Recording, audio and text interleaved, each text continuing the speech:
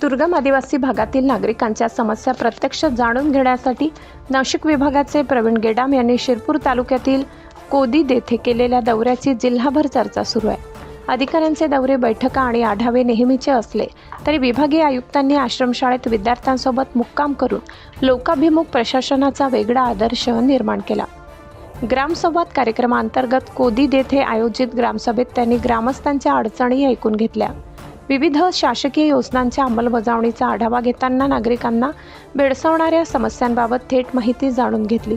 मात्र या दौऱ्याचे वैशिष्ट्य ठरले ते त्यांच्या आश्रमशाळेतील वास्तव. दौरा संपल्यानंतर विश्रामगृह किंवा शासकीय निवासस्थानी मुक्काम करण्याऐवजी त्यांनी थेट आश्रमशाळेत विद्यार्थ्यांसोबत रात्र घालवली.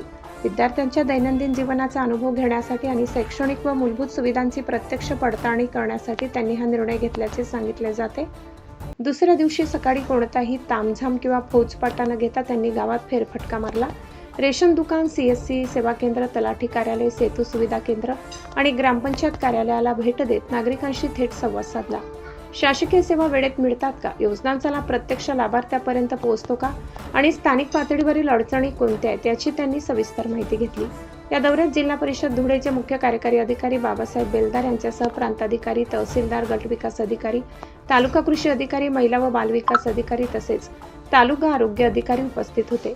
विभागीय आयुक्तांच्या मुक्कामामुळे इतर अधिकाऱ्यांनाही परिसरातच वास्तव करावे लागले. त्यामुळे दुर्गम भागातील नागरिकांच्या समस्या, अपुऱ्या सुविधा आणि स्थानिक वास्तवाचा अनुभव त्यांनाही जवळून घेता आला. वातानुकूलित कार्यालयामधून प्रशासन चालविण्याऐवजी प्रत्यक्ष गावात जाऊन विद्यार्थ्यांमध्ये राहणे आणि नागरिकांशी संवाद साधणे ही बाब प्रशासनातील संवेदनशीलतेचे उदाहरण मानली जात आहे. शासनाच्या योजना प्रत्यक्ष जमिनीवर कितपत पोहोचतात याची पडताळणी करण्यासाठी अशा भेटी प्रभावी ठरतात, अशी प्रतिक्रिया ग्रामस्थांनी व्यक्त केली. विभागीय आयुक्त प्रवीण गेडाम यांच्या या दौऱ्यामुळे प्रशासन आणि जनतेतील दरी कमी करण्याचा सकारात्मक संदेश गेला असून शिरपूर तालुक्यासह संपूर्ण धुळे जिल्ह्यात या लोकाभिमुख उपक्रमाची चर्चा रंगली आहे. धुळे जिल्ह्याच्या दौऱ्यावर असताना शिरपूर तालुक्यातल्या कोदीद या गावाला काल गेलो होतो. तिथे रात्रभर थांबलो. रात्री पण ग्रामस्थांची चर्चा केली, सकाळी पण ग्रामस्थांची चर्चा केली. अंगणवाडी, तलाठी कार्यालय, नंतर आपल्या सेतू केंद्र अशा वेगवेगळ्या कार्यालयांना तिथे भेटी दिल्या. आश्रमशाळा बघितली आणि मग स्थानिक लेवलच्या ज्या काही अडचणी समजून येतात की तिथे ग्रामस्थांना लाडकी बहीण असेल किंवा मग आपली संजय गांधी, इंदिरा गांधी आहे त्याच्यासाठी अडचणी येतात.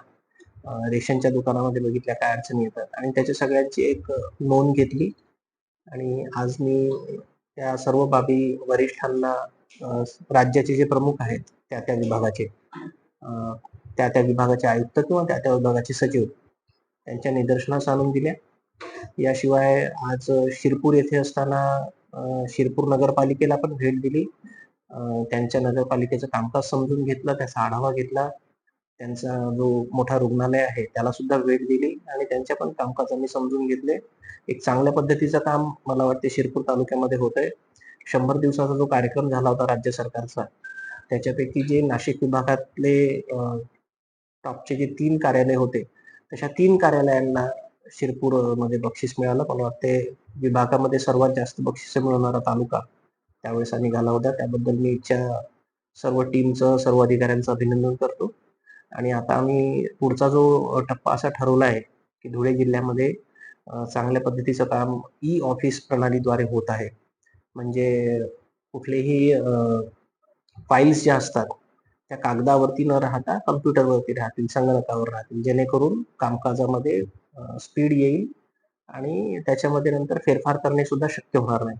आमचा आता पुढचा जो टप्पा आहे तो पूर्ण धुळे जिल्ह्यामध्ये संपूर्णपणे आणि नाशिक विभागात देखील संपूर्णपणे ग्राम पातळीपर्यंत ऑफिसची प्रणाली पोहोचवणे आमचा पुढचा टप्पा आहे.